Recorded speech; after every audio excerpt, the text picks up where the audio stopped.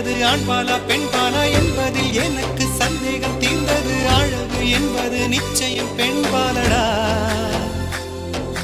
கவிதை என்பது மொழியின் வடிவம் என்றொரு கருத்து